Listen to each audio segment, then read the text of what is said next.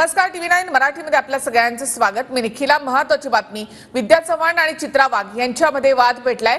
माझ्या सुनेला माझ्याच विरोधामध्ये चित्रा वाघांनी भडकावलं असा आरोप विद्या चव्हाण यांनी केला आहे। ऑडिओ क्लिप ऐकवत विद्या चव्हाण यांनी चित्रा वाघांवर आरोप केले।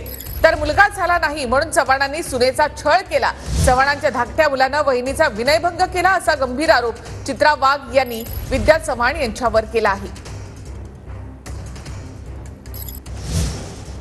तर विद्या चव्हाण आणि चित्रा वाघ यांच्यामध्ये हा वाद पेटलेला आहे।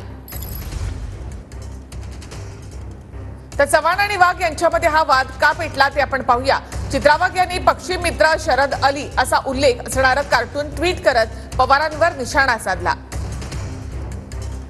एकाला वापरला की दुसऱ्याला बाहेर काढतात असं म्हणत निशाणा साधला होता। वाघ यांच्या ट्विट नंतर विद्या चव्हाणांनी पेनड्राईव्ह दाखवत वाघांचे कारनामे उघड करण्याचा इशारा दिला। ऑडिओ क्लिप ऐकवत विद्या चव्हाणांनी चित्रा वाघ यांच्यावर आरोप केले।